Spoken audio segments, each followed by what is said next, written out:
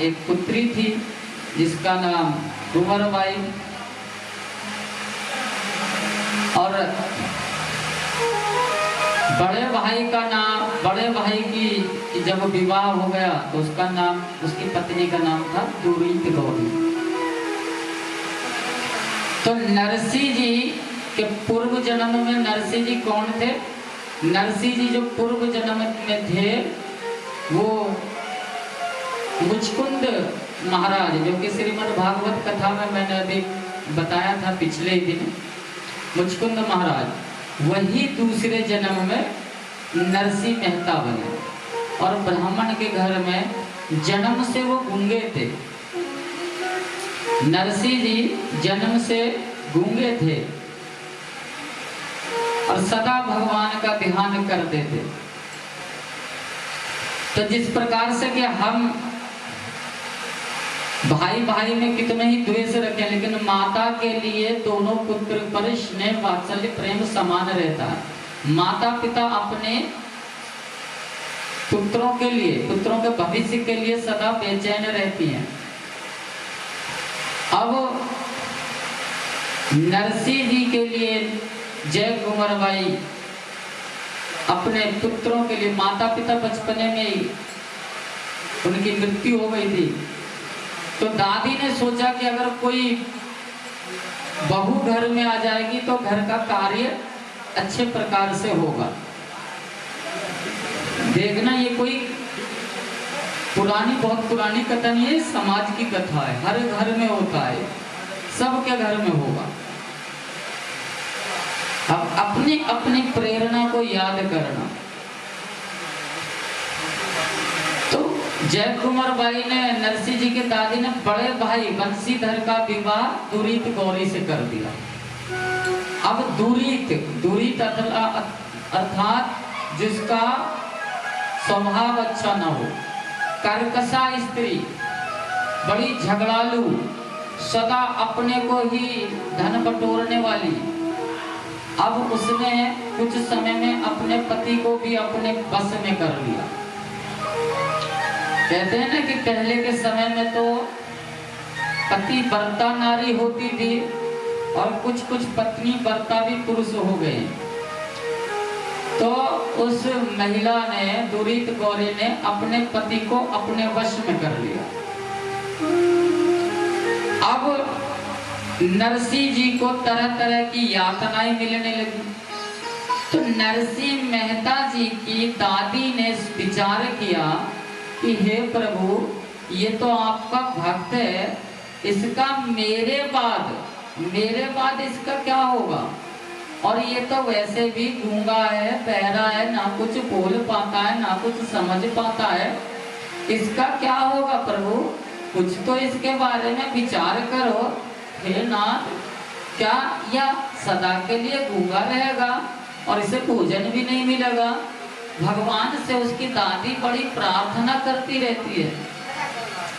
अब एक दिन जैसे बच्चे को लेकर हम किसी साधु संत या किसी झाड़ फूक भगत जी के पास लेकर जाते हैं कि महाराज हमारे हाथ की भविष्य देखो, रेखा देखो, हमारे बच्चे का जीवन कैसा चलेगा, क्योंकि सदा माता पिता अपने बच्चे के भविष्य के बारे में चिंतित रहते हैं।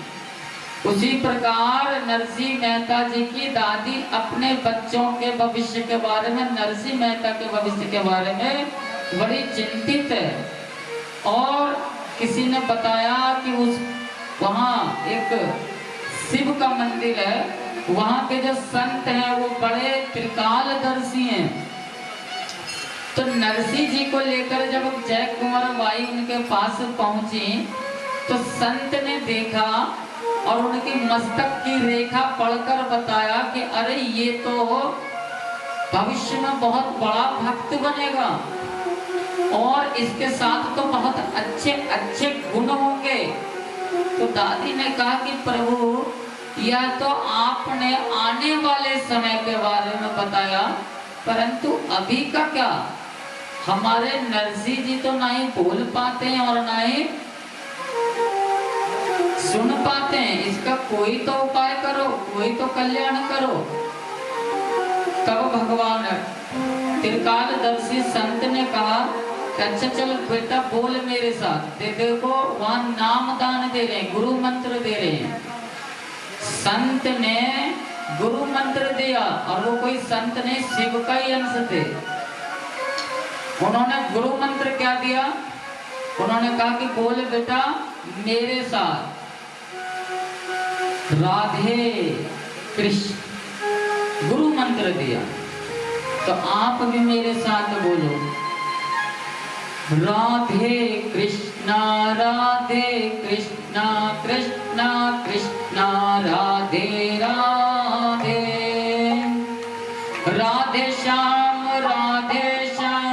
श्याम श्याम राधे राधे, राधे कृष्णा कृष्णा कृष्णा राधे राधे, राधे श्याम श्याम श्याम राधे राधे, राधे कृष्णा कृष्णा कृष्णा राधे राधे, राधे श्याम श्याम श्याम राधे राधे, राधे कृष्णा कृष्णा कृष्णा राधे राधे, राधे श्याम श्याम श्याम राधे राधे।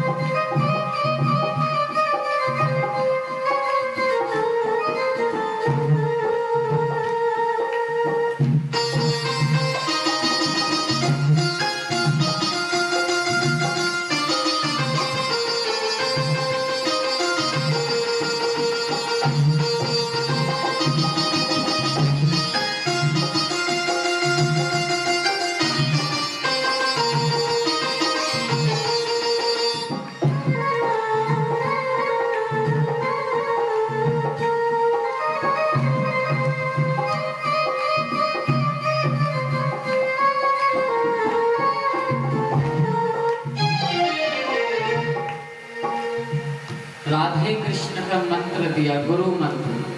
भगवान के नाम का जाप करना चाहिए। देखो भगवान का नाम हम जाप करते हैं तो भगवान हमारे हृदय में वास करते हैं। अब आज की जो ये कथा यहाँ पर रखी गई है, वो क्यों रखी गई?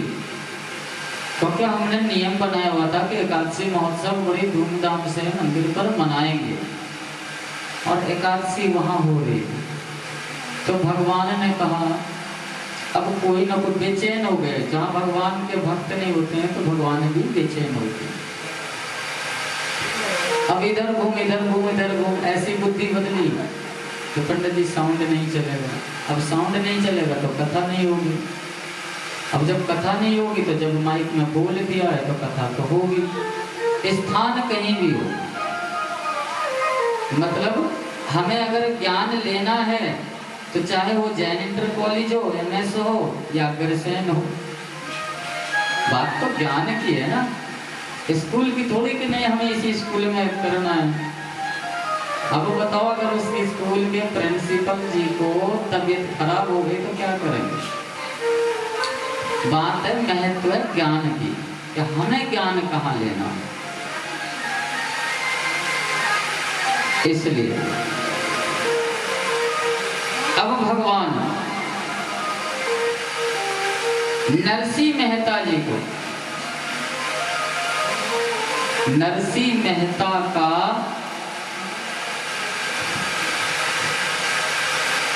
आवाज तो गुरु जी ने वापस करा दी। अब दादी जी बड़ी परेशान है।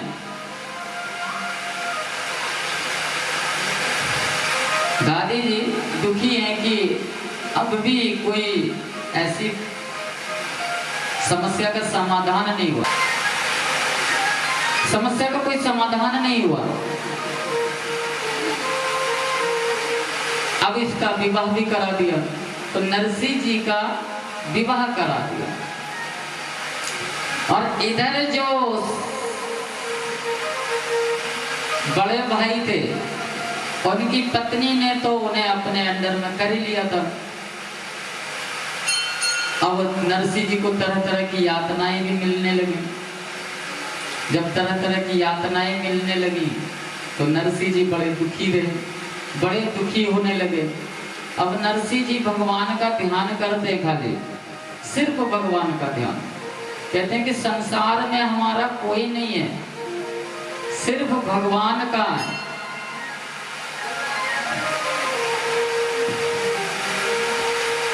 संसार में हमारा अपना कोई नहीं है, हम भगवान के हैं और भगवान हमारा है। श्री कृष्ण गोविंद हरे मुरारी, हे नाथ नारायण वासुदेवा। श्री कृष्ण गोविंद हरे मुरारी, हे नाथ नारायण वासुदेवा। श्री कृष्ण गोविंद हरे मुरारी, हे नाथ नारायण वासुदेवा। श्री कृष्ण गोविंद हरे मुरारी, हे नाथ नारायण वासुदेवा। हे नाथ नारायण वासुदेवा, हे नाथ नारायण वासुदेवा।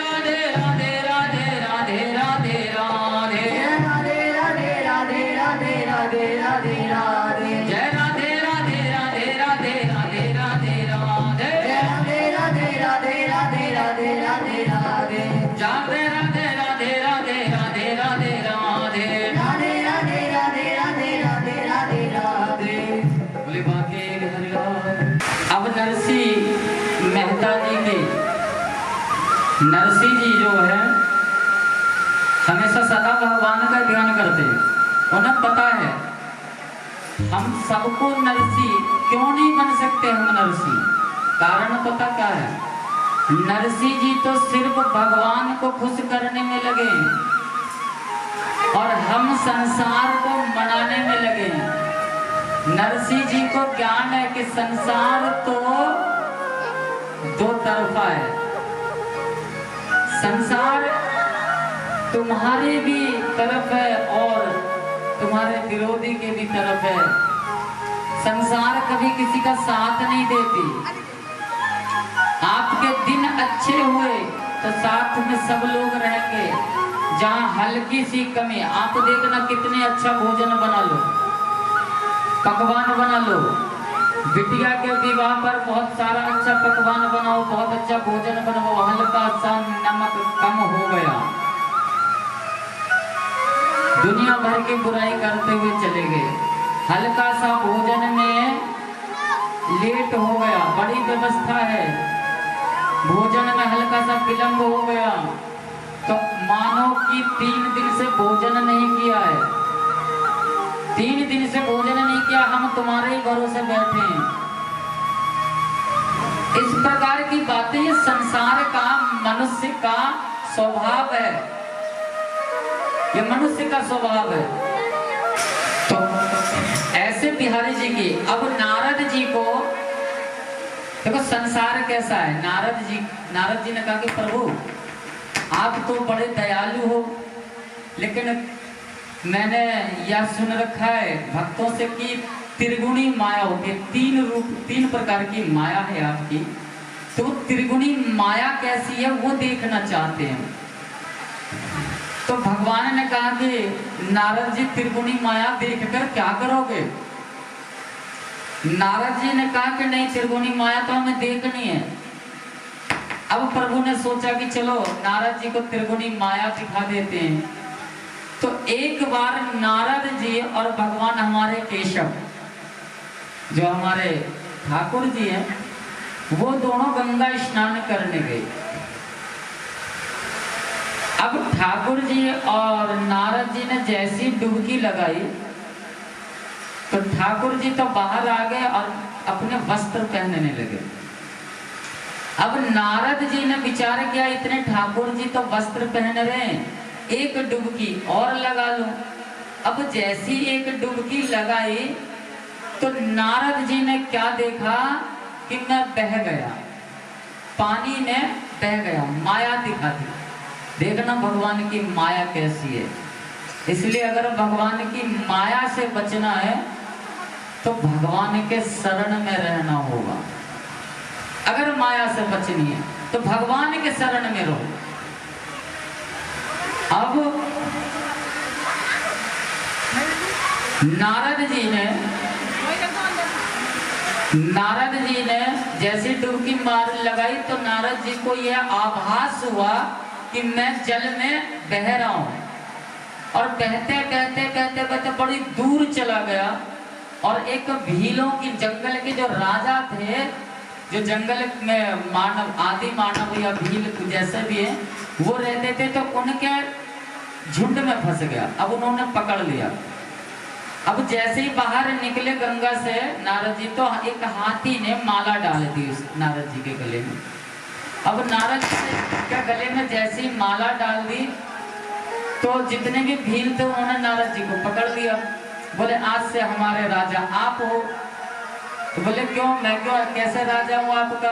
बोले नहीं, ये हाथी जिसके गले में माला डालता है हमारा राजा वही होता है। आज से इस विधि के अनुसार आप हमारे राजा हो। तो नारद जी ने देखना राज्य मिल रहा है, पाठ मिल रहा है, तो नारद जी ने कहा चलो ठीक है, अब राजा के हिसाब से आपको विवाह भी करना होगा। तो नारद जी का विवाह भी अपने जाति वालों से करवा दिया। अब नारद जी गृहस्थ आश्रम में फंसे हुए हैं। नारद जी बड़े मगन है, 2-4 बच्चे भी, संतान भी हो गई नारद जी की। अब नारद जी बड़े मगन गृहस्थ आश्रम में फंसे हुए हैं। अचानक एक दिन उनकी पत्नी की मृत्यु हो जाती है। नारद जी की पत्नी की मृत्यु हो जाती है। अब नारद जी इस पीड़ा को देखकर बहुत रो रहे हैं, छाती पीट रहे हैं, हाय मेरी पत्नी चली गई, हाय मेरी पत्नी चली गई, अब किसके सहारे रहूंगा। अब छाती पीट रहे हैं तो सारे समाज के लोग वहां एकत्रित हुए और सबने कहा कि महाराज कोई बात नहीं, रोने से कोई काम नहीं चलेगा, कोई बात नहीं, ये तो आना जाना लगा रहता है, इसी का नाम तो संसार है। तो नारद जी ने कहा कि तुम्हें ज्ञान नहीं कि मेरी पत्नी की मृत्यु हो गई और आप कह रहे हो कि आना जाना लगा रहता है, ऐसा क्यों। अरे मेरी तो ये प्राणों की प्यारी थी, आप कह रहे हो कि ऐसा कोई बात नहीं है, अब मैं किसके सहारे जीवित रहूंगा। तो सभी लोगों ने कहा कि कोई बात नहीं है, जीवन जीने की लालसा ही क्या है हमारे यहाँ, अब तो आपकी भी हत्या होगी। तो नारद जी ने जैसे हत्या की बात सुनी तो चौंक के पूछा क्यों, मेरी हत्या क्यों होगी। बोला आपको भी चिता में भस्म होना होगा। बोला अरे पत्नी मेरी मरी है तो चिता में मैं क्यों भस्म हूं। बोला हमारे यहाँ का नियम है कि अगर किसी की पत्नी की मृत्यु हो जाती है तो दोनों को एक ही चिता पर जलाया जाता है। अब नारद जी ने कहा कि तुम्हारे यहाँ तो बड़ा बेढंग नियम है कि बताओ किसी की पत्नी मर जाए तो उसके पति को भी चिता में भस्म करना होगा, ये कैसा नियम है? मैं तो नहीं मानता इस नियम को। बोला आपको मानना तो होगा। नारद जी ने कहा कि नहीं मैं नहीं मानूंगा। तो भीलों ने कहा कि उस समय आपने कैसे मान लिया कि हाथी ने जब आपके गले में माला डाला और आपने, तब तो बड़ा अच्छा लग रहा था, अब मृत्यु की बारी आई तो हम स्वीकार नहीं करेंगे, तो हम जबरदस्ती आपको चिता में बैठाएंगे। अब नारद जी समझ गए कि बचने का कोई उपाय नहीं है, तो नारद जी ने प्रार्थना करी कि एक बात बताओ, अब मेरी मृत्यु तो है, तो एक काम करो, मैं गंगा स्नान करके आता हूँ, तब मुझे जो है चिता पर बिठा देना, पवित्र शरीर भी पवित्र हो जाएगा। तो नारद जी गंगा स्नान करने के और जैसे डुबकी मार के बाहर आए तो देखते हैं कि बांके बिहारी हमारे प्रभु पीताम्बरी के लपेटा मार रहे हैं। अब नारद जी बड़ा हक्का बक्का और झप से गंगा से निकले और प्रभु के चरणों में पड़ गए और प्रभु से कहा महाराज एक बार बताओ, जो अब मैं देख रहा हूं ये सत्य है या जो देख कर आया हूं वो सत्य है? भगवान हंसने लगे, देख ली मेरी माया। तो भगवान ने कहा जो अब तू देख रहा वो सत्य है और जो तू देख कर आया वही मेरी माया है, स्वप्न है वो। हम जो जीवन जी रहे हैं ये माया है और जहां जाएंगे वही सत्य है, जहां जाना है वही सत्य है। उस धाम को जीवन जीना सबको चाहिए, ग्रस्त सबका है, सबको बसाना चाहिए, परंतु जीवन जीने की कला आनी चाहिए। जिस प्रकार से अभिमन्यु को चक्रव्यूह भेदन की कला नहीं आई थी और चक्रव्यूह में घुस गया और अपने प्राण गवा दिए, उसी प्रकार से अगर हम संसार में रहेंगे तो संसार में जीवन जीने की कला आनी चाहिए। कमल के पुष्प के तरह संसार में रहना चाहिए कि खिलता तो वो पानी में है लेकिन पानी से संसर्ग नहीं करता। आप कमल के पत्ते पर पानी का बूंद गिराना, कमल तुरंत गिरा देगी, अपने साथ नहीं रखेगी। ऐसे ही हमें संसारी लोगों को जीवन जीना चाहिए। बातें सबसे करो, मिलना जुलना सबसे करो, लेकिन ध्यान सिर्फ परमात्मा का करो। संसार में रहो, संसार को मन में मत बसाओ, मन में तो सिर्फ बांके बिहारी को बसाना चाहिए। राधे राधे बोल श्याम आएंगे, आएंगे श्याम आएंगे, राधे राधे बोल श्याम आएंगे, आएंगे श्याम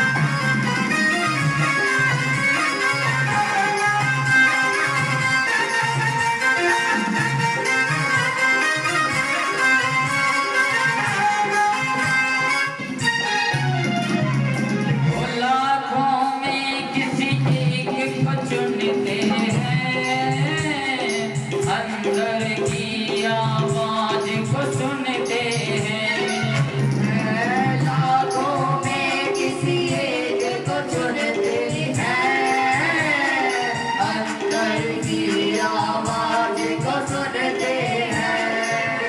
सब जान ले, पहचान ले, सब जान ले, पहचान ले, एक बार वो अपना मान ले, मान ले, आकर गले लगाएंगे। हो राधे राधे बोल श्याम आएंगे, आएंगे श्याम आएंगे। राधे राधे बोल श्याम आएंगे, आएंगे श्याम आएंगे।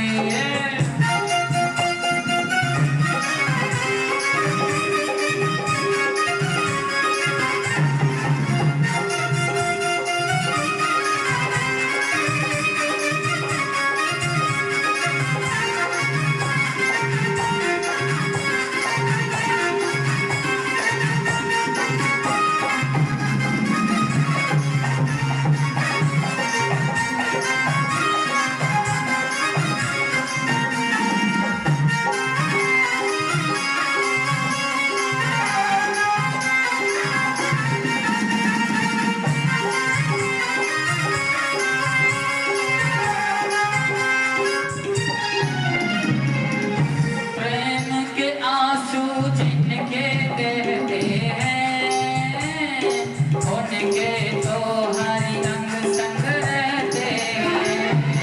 प्रेम के आंसू जिनके बहते हैं, उनके तो हरि रंग संग रहते हैं। मैं भी प्यासी हूँ, हरिदासी हो, मैं भी प्यासी हूँ, हरिदासी हो, राधा जी की खस खास रूपास सुनकर प्रभु देर न लाएंगे। राधे राधे बोल श्याम आएंगे, आएंगे श्याम आएंगे। राधे राधे बोल श्याम आएंगे, आएंगे श्याम आएंगे।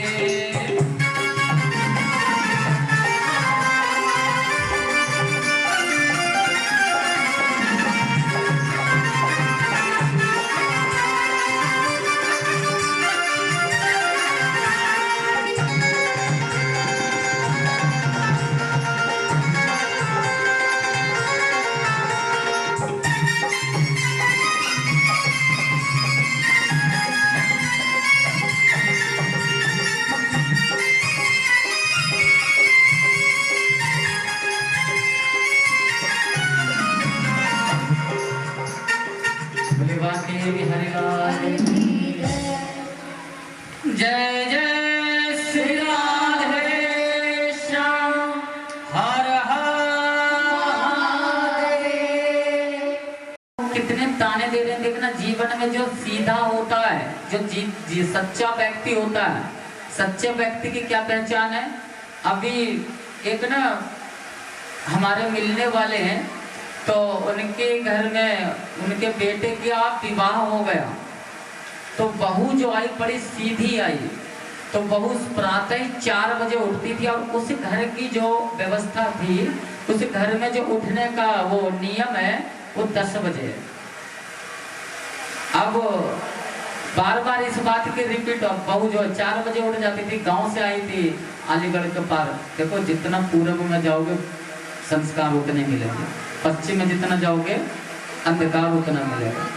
पश्चिम में सूरज डूब जाता है, पूर्व में उगता है, इसलिए यहाँ तो प्रकाश है और पश्चिम में अंधेरा है। अब वो मुझसे बोले, पंडित जी जरा हाथ देखकर देखो, इस कन्या पर हमारे बहू पर किसी ने कुछ जादू टोना तो नहीं कर दिया, रात भर नहीं सोती है, और प्रातः ही हमें देखो ना 8 बजे खाना पीना सब बना देती है। तो मैंने कहा इसे वो औरत चाहिए, वो बहू चाहिए जो तुरंत अपने बेटे के साथ अलग हो जाए। ये सीधी औरत आई है तो इसका कोई महत्व नहीं कर रही। तो सीधा और सच्चा सज्जन का संसार में महत्व नहीं होगा। आप ये कलयुग का प्रभाव है, एक कलयुग का प्रभाव है।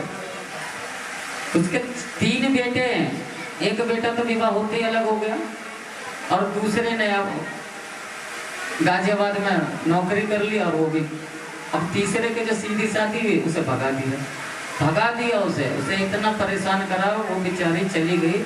अब दूसरे विवाह की तैयारी चली। तो ये चीज है, सीधे आदमी की कोई महत्व नहीं। अब नरसिंह जी भी बहुत सीधे सच्चे, उन्हें पता है कि किसी को, क्योंकि नरसिंह जी कौन है पूर्व जन्म में? मुचकुंद जी महाराज। तो उन्हें ज्ञान है धर्म। देखो हम जो है ना, हम संस्कार हमारे पूर्व जन्म के भी हमारे साथ रहते हैं। अगर हमारा कई जन्म लेने के बाद हम अपने लक्ष्य को प्राप्त करते हैं, जिस प्रकार से स्वामी विवेकानंद जी ने बताया कि आदमी के जो विचार चलते रहते हैं, विचार से तो महान बनता है। अभी हमारे अंदर अगर विचार खराब चल रहे हैं, अभी किसी के अंदर कोई विचार चल रहा है कि फलाना आदमी ऐसा, फलाना आदमी ऐसा, तो वो उसके लिए वो वैसा ही बन जाएगा। इसलिए अपने विचार को बड़े शुद्ध रखो। किसी से कुछ कहो या मत कहो, लेकिन विचार में सदा भगवान की बातें ध्यान रखना कि कभी विचार से किसी की बुराई मत करो, किसी को ठेस मत पहुंचाओ, किसी के आत्मसम्मान को ठेस ना लगे। जितना बच सको इन कामों से इतना बचो, जितना बच सको। अब नरसिंह मेहता जी बड़े सीधे, अब सीधे इतने कि उन्हें संसार का ज्ञान ही नहीं है कि कितने छलिया है लोग। अब नरसिंह जी से सब काम करवा लेते, सीधे आदमी को तारीफ 4 बातें कह दो, तुम तो बहुत अच्छे हो। अब सीधे परिपक्व व्यक्ति से सारे लोग काम करवाते, पूरे गांव के काम करवाते, और वो लेकिन हरि भजन करते थे। उन्हें ज्ञान था कि जो है कुछ संसार में है नहीं और हरि मिल जाए तो इससे बढ़िया क्या। क्योंकि किसी व्यक्ति की स्वाभाविकता होती है कि वो भजन किए बिना भोजन नहीं करेगा, और किसी की स्वभाव है, वास्तविकता है कि वो भजन नहीं करेगा और भोजन करेगा 6 किलो। कहते हैं ना कि अभी मैं एक को बोला कि भैया हमारे मंदिर पे आज एकादशी महोत्सव मनाया जा रहा है, आप आना। बोला मैं धर्म कर्म में विश्वास नहीं करता। अरे मैंने कहा तो आप किस में विश्वास करते हो? खाने में करते हो? बोला हाँ। अच्छा एक चीज है, कहते हैं कि जब मेहनत नहीं करोगे तो खाओगे क्या? अब एक बात देखना, मेहनत कौन सबसे ज्यादा, मजदूर से मेहनत ज्यादा कौन करता है? आपके हमारे मास्टर जी हैं तो क्या करते हैं? कलम चलाते हैं।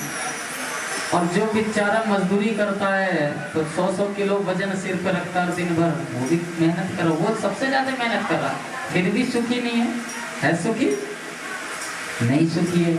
कारण यह है कि अपने कर्म के अनुसार प्राणी जन्म लेता है, निर्धन के घर में अथवा सेठ के घर में। ये धाम में आने के बाद अपने आप ही अंतर आत्मा कहती है कि अगर कन्हैया के सामने नाचा नहीं तो जग के सामने नाचना पड़ेगा। इसलिए लोग अपने लोक लाज बचाने के लिए देखते हो कि नाचती रहती है।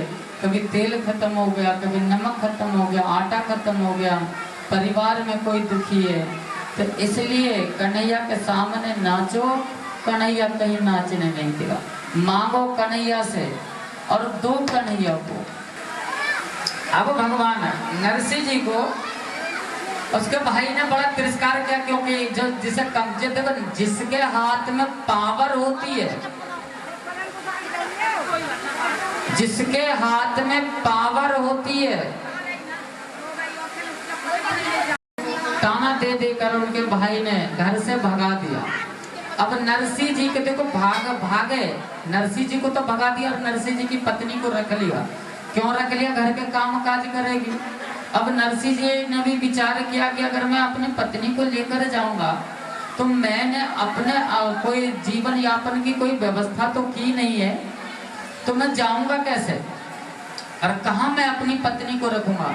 अगर अकेला जाऊंगा तो कहीं ना कहीं तो मेरा व्यवस्था हो जाएगा।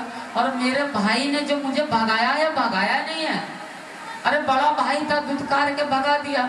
सुबह होगी तो मेरी याद आएगी कि छोटा सा मेरा का भाई भी है, और वो तुरंत ही मुझे बुलाएंगे। तो नरसिंह जी जाकर गांव के चबूतरे पर बैठ गए और रात भर वहां बैठे रहे कि प्रातः होगी तो मेरा भाई मुझे बुलाने आएगा तो मैं अपने घर चला जाऊंगा। अब लेकिन इंतजार तो करते रहे, लेकिन कोई बुलाने नहीं आया। अब जब कोई बुलाने नहीं आया तो सुबह भी हो गई। अब नरसिंह जी ने सोचा कि घर क्या मुंह लेकर जाऊंगा मैं अपने घर। अगर मैं जाता हूं तो बड़े ताने मारेंगे, भैया क्या कहेगा और भाभी क्या कहेंगी, सब मुझे बड़ा दुख देंगे। अब प्रभु से प्रार्थना करते रहते कि प्रभु संसार तो झूठा है, संसार इसी का नाम है।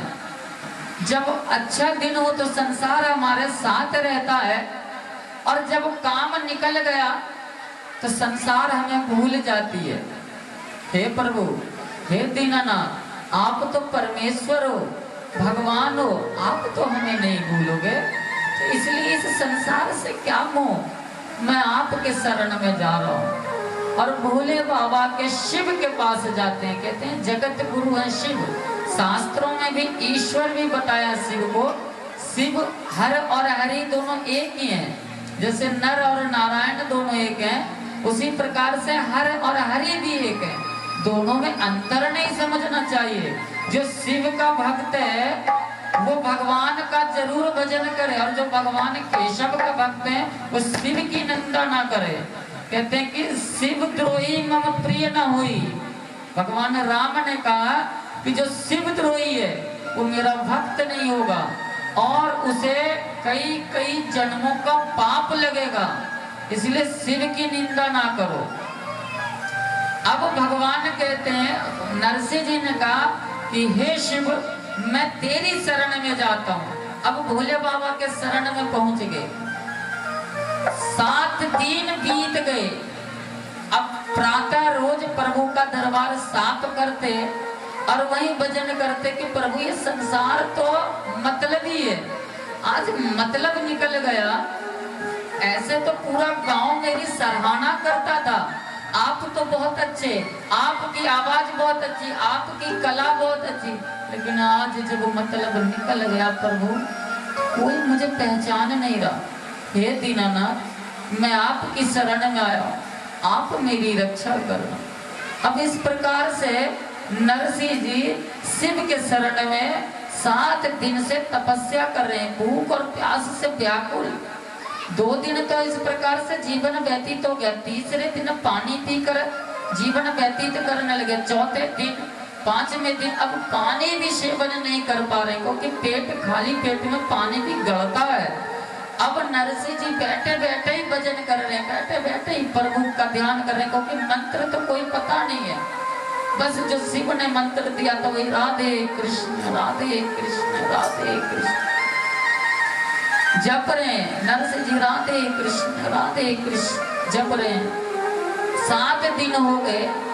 माता पार्वती ने देखा कि एक भक्त 7 दिन से, हे भोले बाबा, वैसे कहते हो कर्पूर गौरम करुणावतारम, 7 दिन से कोई भूखा प्यासा आपके द्वार पर बैठा है, आप उसकी रक्षा करने नहीं जाते हो, आपने उसे दर्शन नहीं दिया। अरे जाकर पूछ तो लो, भोजन किया भी है कि नहीं किया है, जाकर उसे उठाकर हृदय से लगाओ। हे नाथ, आप तो वैसे भी जगत पिता हो, और संसार आपको कर्पूर गौरम करुणावतारम यानी कि करुणा का धाम कहती है। आप जाकर उस गरीब ब्राह्मण को, उस गरीब भक्त को देखो क्या पीड़ा है। अब जब माता पार्वती का आदेश हुआ तो शिव प्रकट हुए। शिव आकर प्रकट हुए और नरसिंह जी से कहा कि नरसिंह उठो, नेत्र खोल कर देखो, मैं आ गया हूँ, खड़े हो जाओ। नरसिंह जी ने नेत्र खोल कर देखा, सामने देखा कि शिव खड़े। नरसिंह जी ने कहा प्रभु खड़ा होने की तो सामर्थ्य संसार ने छोड़ा ही नहीं। ये जितने भी संसारी हैं उन्होंने खड़ा होने की कहाँ सामर्थ्य छोड़ा। इतने ताने दिए, इतना दुख दिया कि खड़ा तो मैं हो ही नहीं सकता। हाँ आप कहो तो मैं उठकर खाली बैठ जरूर सकता हूँ, खड़ा होने की ताकत नहीं रही अब मुझ में। तो बाबा ने सहारा दिया और बैठा है। मतलब बोलो क्या मांगना चाहते हो, क्या मांगना चाहते हो, मुझसे वरदान मांगो। अगर साधारण कोई पुरुष होता तो कहता कि मुझे भूख लगी है, भोजन चाहिए। नरसिंह जी ने कहा प्रभु मुझे तो ये भी ज्ञान नहीं है कि शिव से क्या मांगना चाहिए, इसलिए हे नाथ अगर आप कहते हो कि मांगना है तो जो आपको प्रिय लगे, जो आपको अच्छी लगे वही चीज मुझे दे दो। मुझे तो कोई ज्ञान ही नहीं है, न संसार का ज्ञान है न ही संसारी का ज्ञान है। इसलिए हे नाथ जो आपको प्रिय लगे, जो आपको अच्छी लगे वही वस्तु मुझे दे दो। शिव ने कहा धन्य हुई तेरे भक्ति पर। लोगों ने जर मांगा, जमीन मांगा, धन मांगा, लेकिन तूने तो मेरा हृदय ही मांग लिया। अरे अब मेरा सर्वश्रेष्ठ प्रिय तो मेरे प्रियतमा है, श्री भगवान केशव है, नारायण है। तुमने तो मेरे हृदय का स्थान ही छीन लिया।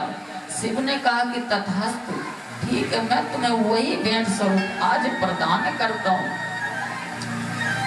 भोले बाबा ने नरसिंह का हाथ पकड़कर द्वारकाधीश द्वारकापुरी ले जाते हैं और कृष्ण के दरबार में पेश किया। वहाँ रास लीला हो रही है, वहाँ रास लीला हो रही है। तो नरसिंह को मसाल पकड़ने की ड्यूटी दी। अब नरसिंह मेहता मसाल पकड़े हुए हैं। अब जैसे ही रास शुरू हो जाता है, रास मेरा भी धाम ब्रज में तुम बना देते तो क्या होता। मेरा भी धाम ब्रज में तुम बना देते तो क्या होता। मुझे भी बांसुरी अपनी, मुझे भी बांसुरी अपनी सुना देते तो क्या होता। मेरा भी धाम ब्रज में तुम बना देते तो क्या होता।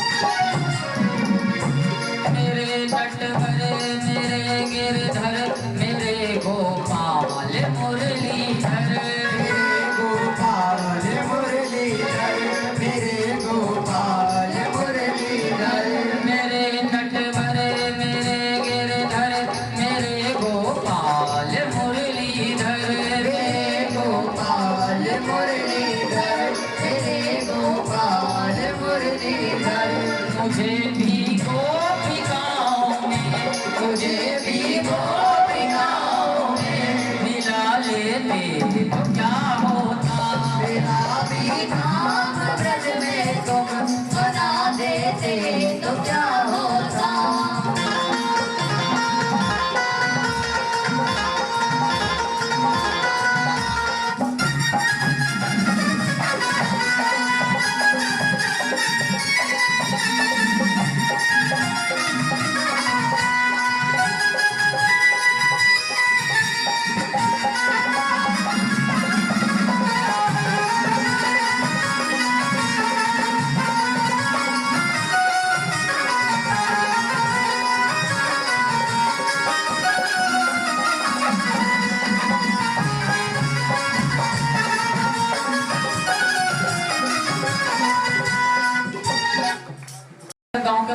एक कुटिया बनाकर रहने लगे और भगवान का भजन करने लगे। तो जितना देखो, एक भक्त ने मुझे बड़े, एक बहुत बड़े सेठ हैं, पता है कारण क्या है? कारण क्या है कि मुझसे सेठ भी मिलते हैं और मुझसे गरीब भी मिलते हैं। खैर मुझसे ज्यादा गरीब तो संसार में कोई होगा नहीं। किसके मामले में? दो प्रकार के गरीब होते हैं। कौन कौन से मामले में? एक तो धन के मामले में और एक प्रभु के नाम के मामले में। नाम के मामले में तो मैं सेठ हूँ, धन के मामले में थोड़ा सा। तो सेठ जी ने कहा कि एक बात बताओ पंडित जी, आप खाली भगवान का भजन करते हो और कुछ मांगते नहीं हो, तो मांगते क्यों नहीं हो? ऐसे कोई जीवन चल जाएगा? ऐसे कैसे चलेगा? मैंने कहा क्यों, नरसिंह जी का क्यों चला? तो वो तो सतयुग की बात है। तो बोला, मैंने कहा कलयुग में तो और हल्का कर दिया। सतयुग में तो पूरे जीवन नाम लेना होता था, सदा उसी का ध्यान करो। कलयुग में तो आप इतना छूट दे रखा है कि खाली ड्यूटी करो, ओवर टाइम नहीं। वहां तो ओवर टाइम भी करना होता था। अब कितनी छूट दे दी है। कलयुग केवल नाम आधारा, जो सुमरे सब उतरे पारा। लेकिन हमारे बुद्धि में क्या है कि ये तो हम बुढ़ापे मिलेंगे, बुढ़ापे मिलेंगे। अरे अभी तो यौवन अवस्था है, खूब खेलो कूदो खाओ पियो। लेकिन क्या पता चल रहा है कि बुढ़ापा आए कि ना आए। तो बुढ़ापे का इंतजार मत करो, जब मन में आ जाए तभी भगवान की शरण में चलो। अब नरसिंह मेहता जी को, नरसिंह मेहता, अब नरसिंह मेहता को कोई तो बनिया बताते हैं और कोई ब्राह्मण बताते हैं, लेकिन शास्त्र में न पढ़ा। जैसे मुझे कथा करना हुआ कि मुझे ज्ञान हुआ कि अब नरसिंह जी की बात सुनानी है मुझे, तो पूरी रात्रि जाग कर पूरा इनका भी ग्रंथ है वो पढ़ा। पढ़ने के बाद वहाँ ज्ञान हुआ कि नरसिंह मेहता नागर परिवार से, और नागर परिवार नागर ब्राह्मण है, कि नरसिंह जी ब्राह्मण है। तो कथावाचक अपने अपने उदाहरण देते हैं। अब नरसिंह मेहता जी के घर में, घर से भगा दिया, उनका एक पुत्र था श्यामल दास। अब उनकी पुत्री थी कुंवरबाई, उनका नाम था। अब उनका विवाह करना है, तो जो धन, जैसे भगा दिया घर से, जो धन लिया था उस समय तो विवाह हो गया उसका, उस समय अपनी पुत्री का विवाह कर दिया और भगवान की कृपा से बड़े अच्छे सेठ के घर में विवाह हो गया। अब इसीलिए भगवान कहते हैं कि कभी भी मित्रता करो और रिश्तेदारी करो तो अपने बराबर के, अपने ओहदे वालों के साथ करो। अब एक बात बताओ कि अगर कोई करोड़पति हमारा मित्र होगा तो उसके लिए 1000-2000 कोई मायने रखता है? नहीं रखता। लेकिन एक ठेली लगाने वाला अगर उसका मित्र होगा तो उसके लिए तो 1000 रुपये बहुत है नहीं। एक सेठ जाता है स्नान करने में 500 रुपये देता है, कहा स्विमिंग पूल में 500 रुपये देता है, और एक गरीब पूरे 10 दिन का वेतन 500 रुपये होता है। तो अगर उसने सेठ से मित्रता कर ली तो सेठ तो 1000 रुपये कभी भी खर्च कर देगा, लेकिन गरीब ने अगर कर दिया 1000 रुपये खर्च तो उसकी पूरे महीने के वेतन खत्म हो गए, घर का ढांचा खराब हो जाएगा। इसलिए मित्रता अपने बराबर से करो, सगा संबंध अपने बराबर से करो। अगर अपने ऊंचे बिरादर में या ऊंचे सेठ के घर रिश्ता कर लिया और बिटिया को कोई दुख हुआ, आप उनसे कह नहीं पाओगे, वो तो आपको धन के बल पे दबा देगा। ऐसे नरसिंह जी के साथ है, बिटिया का विवाह तो भगवान ठाकुर के कृपा, क्योंकि ये तो सेठ है, इनसे बड़ा कोई सेठ है? कोई सेठ नहीं है। विवाह कर दिया। अब एक बार जो है, एक बार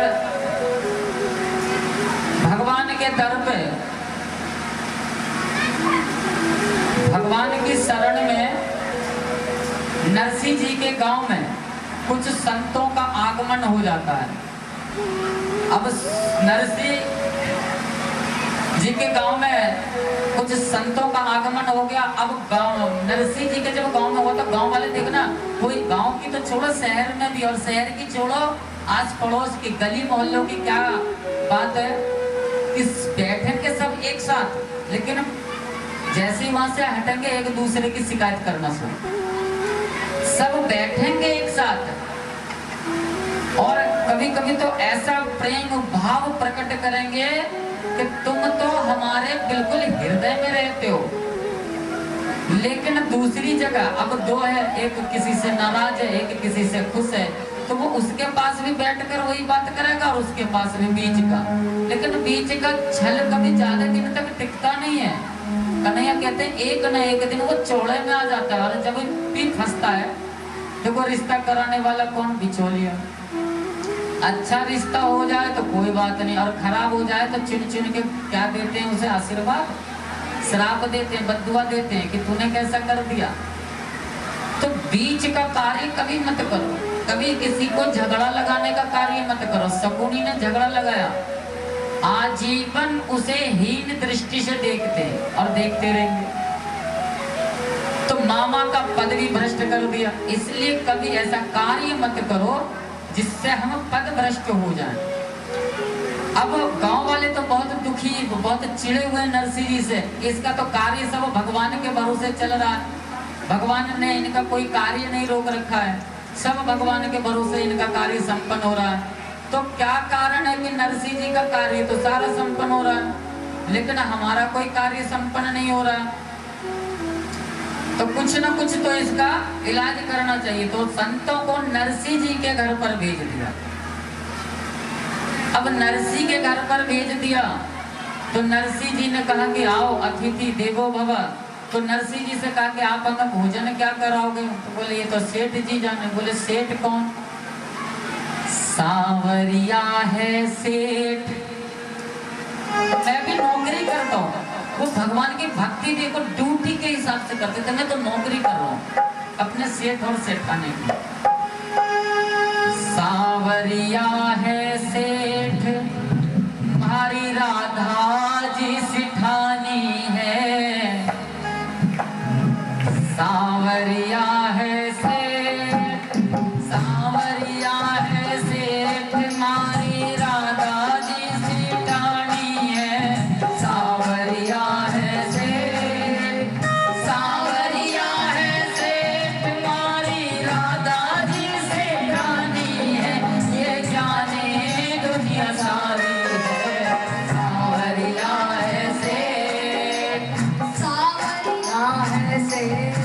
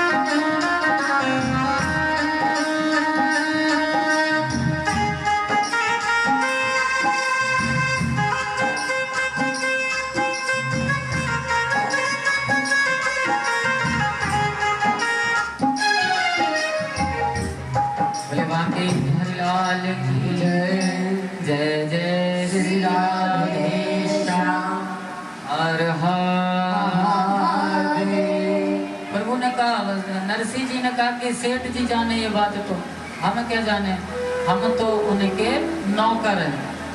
अब संतों का भोजन कराया और कुछ समय बाद कुछ संतों को, 4 संत आ गए, 4 संत आ गए और उन्हें द्वारका जाना था। तो जूनागढ़ आए और जूनागढ़ में संतों ने पूछा कि भाई हमें जो है द्वारकापुरी जाना है, तो अगर द्वारका में किसी की पहचान हो तो हमारी हुंडी लिख दे। हुंडी पता है किसे कहते हैं? अब चेक जो लिखे जाते हैं उस समय हुंडी लिखे जाते थे। हमारी माता माँ भी कहती थी, क्यों पिता की हुंडी लिखवा रखी तेरे पिता ने, तो हुंडी पहले। अब गांव में आए तो गांव में चबूतरे पर कोई गांव वाले बैठकर नरसिंह जी की बात करते थे। एक बात बताऊं, जो आदमी अच्छा कार्य करता है, जो आदमी आगे बढ़ता है, लोग उसी की बात करते हैं, चाहे वो बुरी बात करे या अच्छी, करेंगे उसी की। अभी देखना सारे विपक्ष वाले किसकी बात करते हैं? मोदी की। चाहे वो बुरी करे या अच्छी करे, करते जरूर है उसकी। बगैर करे वो भोजन नहीं कर पाएंगे। ऐसा ही है, परिपक्व व्यक्ति की, अच्छे व्यक्ति की पहचान है कि अगर वो आगे उठेगा, अगर वो आगे उठेगा तो लोग उसकी बातें जरूर करेंगे। अब करते क्या है ये उनके विचार पर निर्भर करता है, अच्छी या बुरी। ऐसे ही नरसिंह जी की बात कर रहे गांव वाले, लेकिन नरसिंह जी की बड़ाई नहीं कर रहे, उनकी बुराई कर रहे हैं। नरसिंह ऐसा, नरसिंह ऐसा, नरसिंह ऐसा। नरसिंह ने कोई जाति नहीं छोड़ी, ब्राह्मण होकर किसी भी जाति में जाकर भोजन कर रहा है, जाति की नाक कटा दी, कहीं भी जाकर कथा हवन करने लगता है। अब एक बार नरसिंह जी ने पूछा, रावल परिवार के, नागर परिवार के, अब नागर परिवार के तो ब्राह्मण परिवार के। अब ब्राह्मणों से एक ब्राह्मण से पूछा कि एक बात बताओ, नरसिंह जी वाद विवाद, देखो चर्चा, ज्ञान में चर्चा होती है, द्वेष नहीं, चिढ़ना नहीं और लड़ना नहीं। ज्ञान चर्चा का नाम होता है। ज्ञान अगर चर्चा करेंगे तो कुछ ज्ञान आपका मुझे मिलेगा और मेरा ज्ञान आपके पास जाएगा, जिसके पास ज्ञान होगा। तो नरसिंह जी ने पूछा कि एक बात बताओ सारे गांव निवासियों, एक कारण मुझे बताओ जिसे मैं छोटी जाति के घर में या बड़ी जाति के घर में ना जाऊं। सूर्य देव जब प्रकाश करते हैं तो क्या जाति को देखकर करते हैं?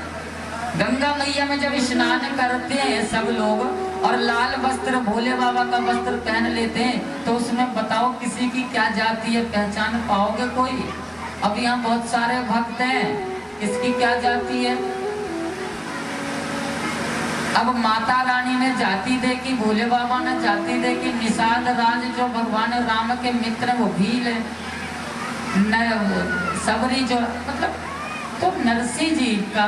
लेकिन कुछ लोग गांव वाले कहते हैं कि हमारी नाक कटवा।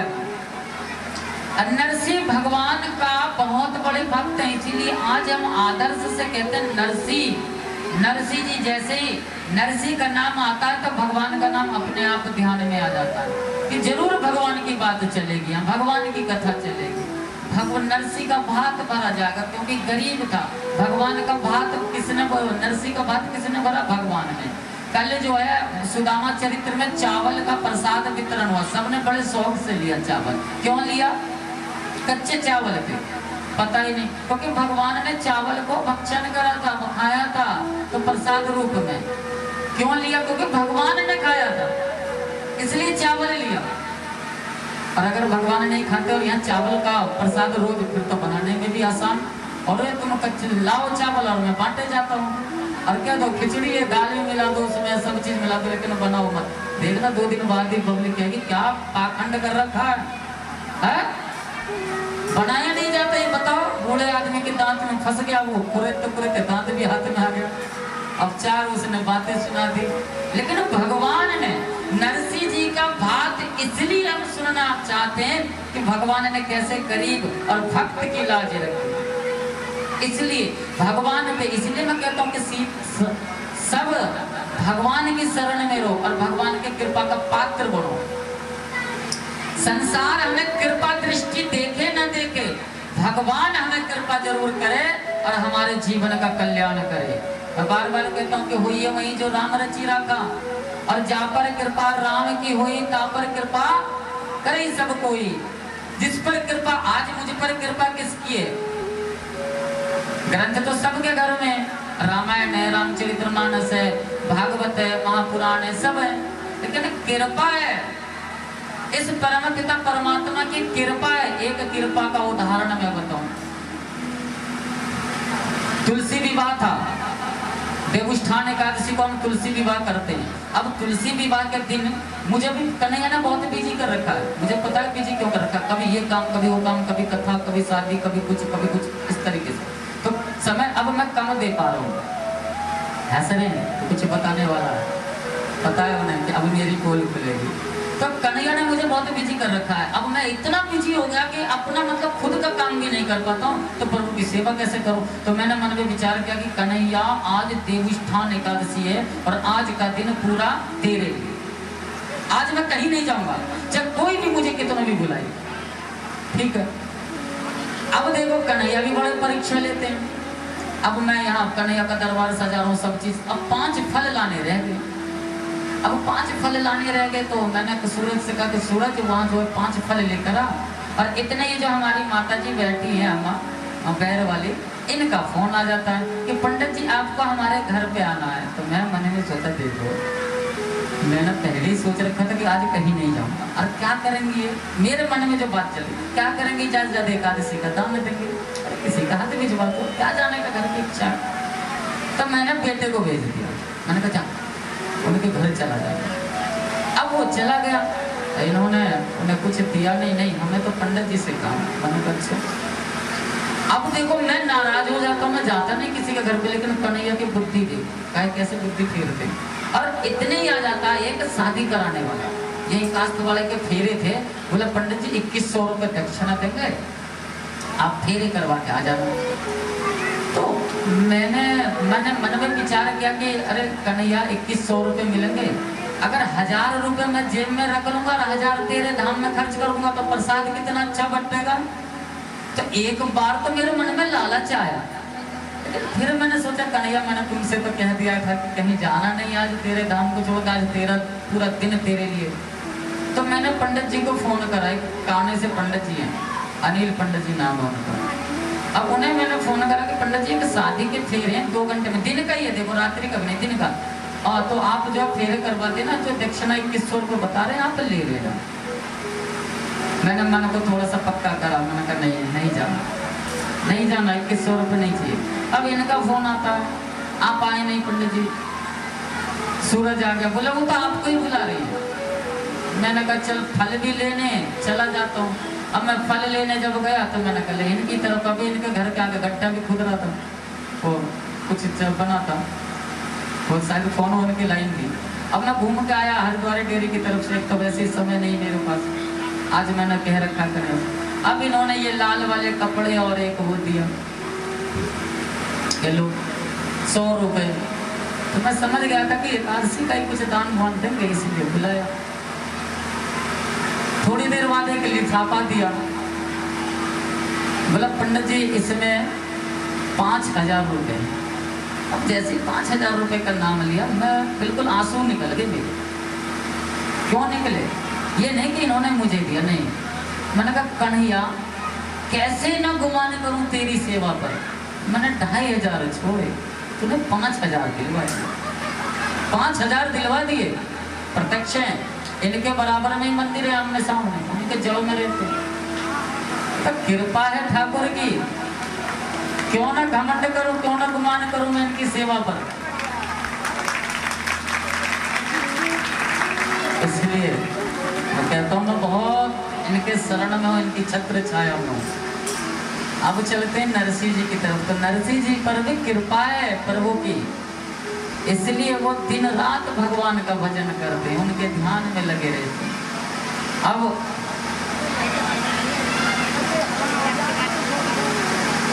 नरसिंह जी को जब 4 संत आए तो बोला हुंडी हमारी लिख दो। हुंडी कैसे लिख दूं? हुंडी कैसे लिख दूं? मेरा तो कोई वहाँ जानकार है। बोले नहीं, तुम्हारा जानकार है। अब जबरदस्ती उससे हुंडी लिखवा दी 700 रुपए की, और 700 रुपए यहाँ नगद दे दिया। अब नरसिंह जी लिखते हैं, प्रभु मैंने इनसे 700 रुपए नगद प्राप्त कर लिए हैं, अब आप जानो और आपका काम जाने। लिख दिया। बोला ये खाली उन्हें ही देना। अब यहाँ जो 700 रुपए आ गए अब नरसिंह जी के पास, तो नरसिंह जी क्या करते हैं? भंडारा करना शुरू। और नरसिंह जी कहते हैं, ओ मेरी हुंडी स्वीकारो महाराज रे, सांवरिया गिरधारी। मेरी हुंडी स्वीकारो महाराज रे, सांवरिया गिरधारी। मेरी हुंडी स्वीकारो महाराज रे, सांवरिया गिरधारी। मेरी हुंडी स्वीकारो महाराज रे, सांवरिया गिरधारी।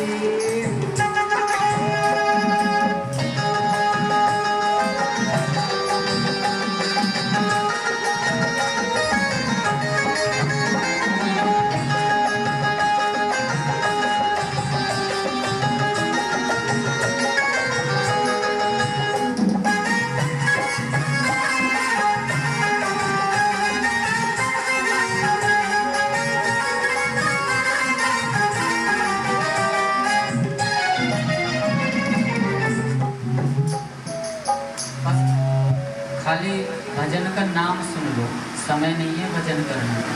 समय इतना अभाव हो चुका है, इसलिए खाली नाम सुन लो कि हाँ ये सी चीज़ चल रही है नरसिंह के बात में, और ये चीज़ चलता है। अब नरसिंह जी ने हुंडी लिख दी, वहाँ सेठ बनकर बैठे हैं भगवान, क्योंकि सांवरिया सेठ। देखो इनकी भक्ति करने में क्या क्या प्राप्त होता है। इनकी भक्ति कोई निर्धन करता है तो वो धनवान बनता है।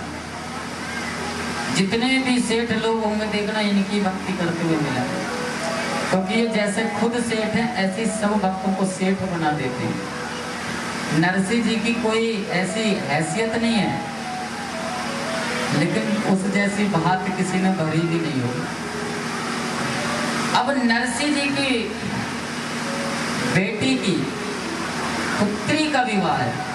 देवता भगवान है केशव, तो उनसे कहना कि कुल देवता का ध्यान करो। चलो तो 24 पूरा आसपास के क्षेत्र को जोड़ देना।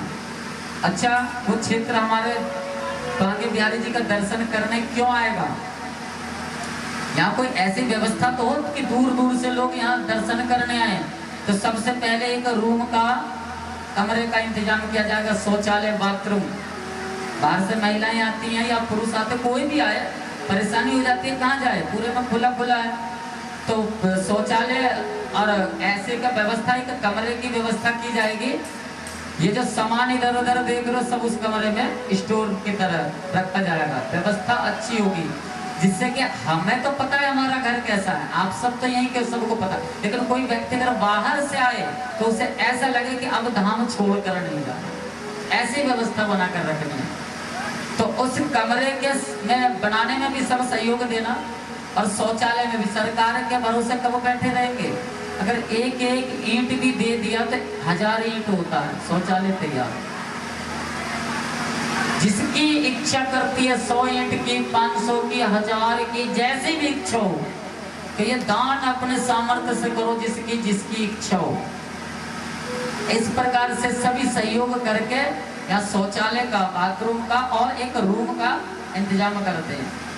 शौचालय बाथरूम तो बाहर बनेगा। अगर रूम बाहर से कोई, कहते हैं ना कि कालनेमी तो बहुत है, अगर कालनेमी ने परेशान नहीं किया और प्रभु का सुदर्शन चल गया तो बाहर बनाएंगे, अन्यथा अपने धाम पर बना लेंगे। क्या करेंगे? लड़ना तो है नहीं किसी से। तो कमरा तो बनेगा, ये तो तय कर दिया कि कमरा अब हम तैयार जरूर करेंगे, क्योंकि व्यवस्था को धीरे धीरे सामान बहुत होगा। अभी कुर्सियां यहाँ नीचे पड़ी रहती है, सारी धीरे धीरे करके टूट गई। तो बच्चे रहते हैं, बैठा यहाँ कुर्सी देखी, कुछ कुर्सियाँ वहाँ खराब करके, इस प्रकार मतलब व्यवस्था खराब हो गई है। धो नहीं पाते, धोने में जहाँ 10-15 मिनट का काम है वहाँ 1 घंटा लग जाता है, ये हटाओ वो हटाओ, फिर मन भी करता कि चलो ऐसे ही रख लो। तो ये सारी व्यवस्था क्या है, सबके सहयोग से बनेगी। जन्माष्टमी के बाद, राधाष्टमी मनाने के बाद हम इस कार्य को शुरू करेंगे। इतने ध्यान रखना, अपने मिलने वालों से कहो, अपने परिचितों से कहो, ताकि हमें कई जगह जगह घूमने की, जैसे हम भागवत करते हैं किसी से कहने की जरूरत नहीं होती, बस सबको पता पड़ जाती है अपने आप ही। देखो इन्हें ना तो व्हाट्सएप करा मैंने, ना ही मैसेज कहने, ये नहीं खींच लिया। तो ये होती है कृपा। एक ही भजन कर लो और उसके बाद परिक्रमा का प्रारंभ। किसी को पता ही नहीं था, भागवती ने पता ही नहीं था, और ना ही ऐलान समारोह पर करवाया था। और तुम्हारे तो पड़ोस से हम और कलश यात्रा लेकर आए पटवा कुआं से।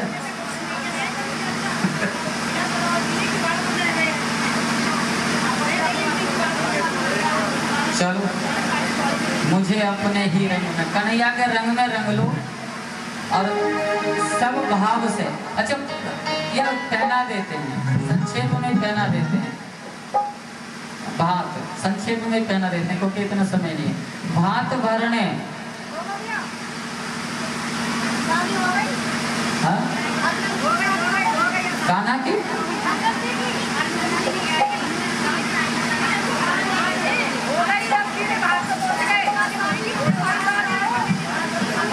अब 7 बजने वाले हैं, भात भरा जा रहा है, जिसे भरना है भर देना, और नहीं तो बिहारी जी यहीं खड़े, वो जाने उनका काम जाने, भात उनकी।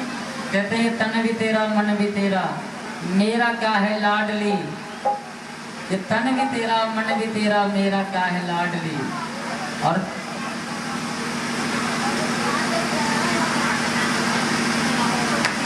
अब भात भरी जा रही है, तो भात पहनाने के लिए जहाँ भगवान द्वारकाधीश पहुंच गए हों, वहाँ किस चीज की कमी है? मुझे जो बड़ी इच्छा थी नरसी का भात करने का, सही बताऊं, क्योंकि तो मेरे जीवन की कड़ी जुड़ी हुई है इससे, लेकिन समय इतना अभाव होगा कि नहीं सुना पा रहे। तो भात भरने श्री भगवान पहुंचे। अब भात भरने जब पहुंचे तो कुंवर जी पूछती हैं कि भैया कहाँ हैं।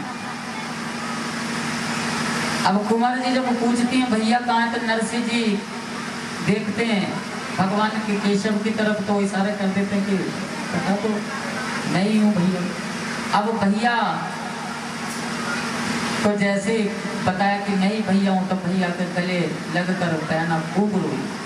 अब बहना भी रो रही है और कान्हा भी रो रही है, खूब रो रही है कि भैया जब से विवाह हुआ है तब से मैंने देखा ही नहीं, तू इतना बड़ा हो गया, अरे इतना बड़ा हो गया कि अब तो पहचानने में भी नहीं आया। मेरे बराबर में खड़ा था और मैं कह रही हूँ कि भैया कहाँ है, देखो मेरी विडंबना, मैं तो तुझे पहचान भी नहीं पाई। अरे तू तो आता मेरे पास, कितनी खबर भेजी मैंने, लेकिन यहाँ से खबर तो भेजती थी, और लेकिन ससुराल वाले वहाँ खबर जाने ही नहीं देते थे। हर एक ससुराल में यही बात है। अब नरसिंह जी की बात तो कह रहे हैं भाई खड़ा है बहना का भात भरने के लिए, भाई खड़ा है। अब कह रहे हैं कि किस किस को क्या क्या भात पहनना है, आकर खड़े हो जाओ। तो ससुराल पक्ष के सारे लोग खड़े हो जाते हैं भात पहनने के लिए, और जितना बना बताया था 100 मन सोना, हीरे जवाहरात, क्योंकि हीरे जवाहरात की भूख हमें है, भगवान के दरबार में उसकी कोई मूल्य नहीं है। तो उसने कहा कि ठीक है हीरे जवाहरात तो ले, देखना भगवान की कितनी अच्छी व्यवस्था है। हम बैंक जाते हैं, किसी बैंक में जाते हैं तो देखना वहाँ सिक्योरिटी गार्ड रहेगा, उसके बाद सीसीटीवी कैमरा लगा रहेगा, क्यों? कुछ धन न चुरा ले। और फिर भी चोरी हो जाती है, होती है ना, कहीं सुना होगा बैंक लुट गया, बैंक में चोरी हो गई। ऐसी किसी कपड़े की दुकान पे भी सीसीटीवी कैमरा है, मतलब बहुत व्यवस्था कर रखी है। भगवान ने कोई व्यवस्था की भी, जहां मन करे वहां घूमो, मंदिर में घूमो, द्वारका घूमो, ब्रजधाम घूमो, कहीं भी घूमो, लेकिन व्यवस्था इतनी अच्छी है कि कुछ लेके नहीं जा सकते। कुछ लेके गया कोई, छूट दे रखी है, कहीं भी घूमो, लेकिन लेके कुछ नहीं जा सकते। ये प्रभु की व्यवस्था है। तो हम भूखे हैं हीरे जवाहरात के लिए, और प्रभु भूखे हैं प्रेम के लिए। प्रभु सिर्फ प्रेम के लिए भूखे, हम अज्ञानी हैं, इसलिए प्रभु प्रेम के बदले प्रेम चाहते हैं। अब जैसा प्रेम हम प्रभु को देंगे, प्रभु हमें ऐसा ही प्रेम देंगे। अब भात पहनाई जा रही है और भगवान से प्रार्थना कर रहे हैं। कौन? नरसिंह जी की। प्रभु आज तुमने मेरी कैसी लाज रखी, अगर मैं आप भात की व्यवस्था नहीं करते तो ये लोग तो मेरी बेटी को ताने दे देकर ही मार देते, मृत्यु हत्या कर लेती, आत्महत्या कर लेती मेरी बेटियां। अब नरसिंह जी कह रहे हैं कि अब जीवन का एक ही आखिरी काम था, वो आपने पूरा कर दिया प्रभु, अब मुझे कोई कार्य नहीं है। मुझे अपने ही रंग में रंग ले मेरे यार सांवरे।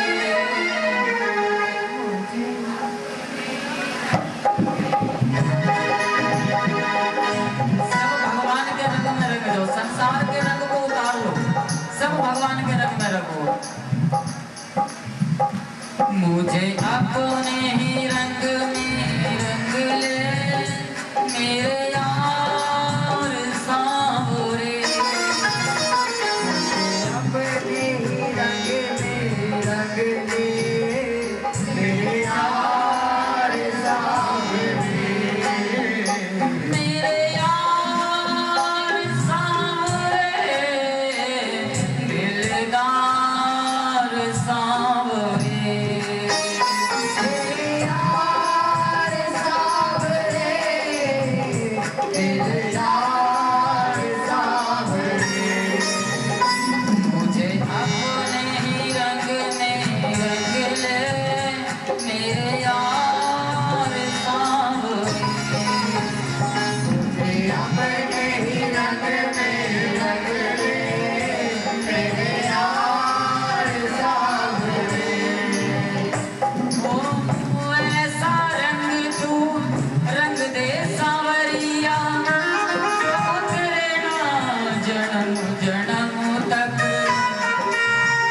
नाम तू अपना लिख दे सांवरिया मेरे सारे बदन पर, मेरे सारे बदन पर, मेरे सारे बदन पर।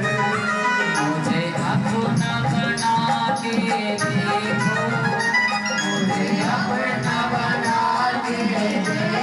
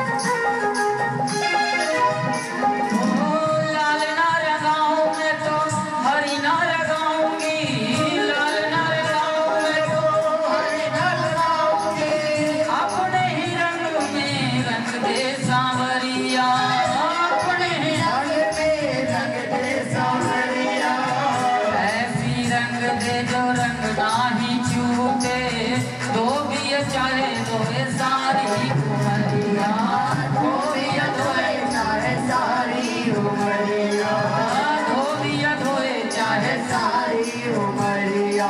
काना तुम बिन जीना, मेरे भाई तुम बिन जीना बेकार सांवरे।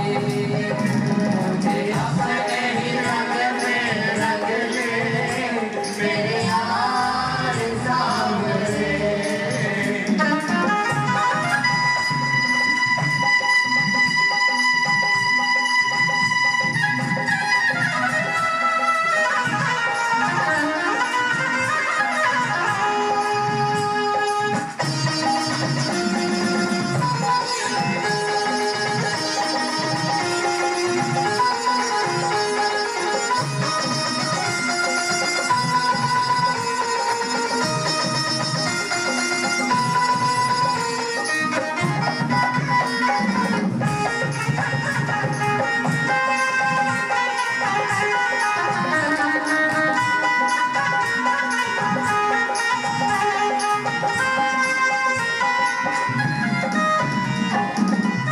जो नाही रंगे तो मोल ही मंगाए थे। ओ ब्रज में खुली है प्रेम डगरिया,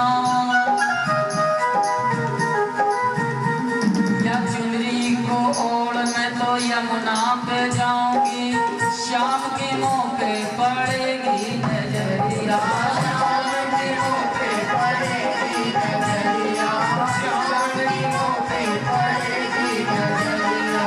जीवन की नैया ले जाओ हार सांवरे। मुझे अपने ही रंग में रंग ले मेरे यार सांवरे।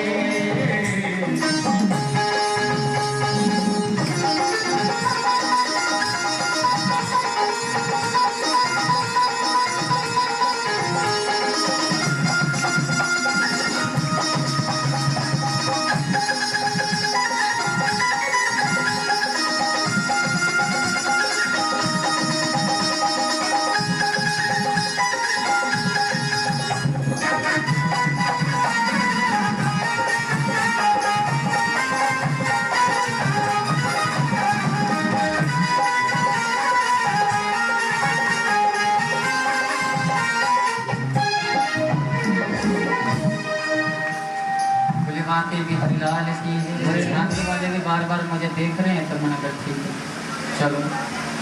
अब जो कुछ बात लेकर आए हो, टाइम खत्म हो गया। एक ही भजन पर करना है ना, क्योंकि हमें परिक्रमा भी लगवानी है। और मेरा भी धाम ब्रज में तुम बना देते तो क्या होता।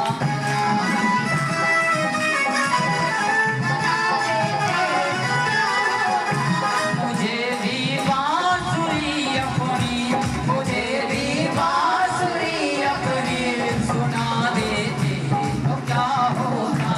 मेरा भी नाम ब्रज में तुम बना देते तो क्या होता।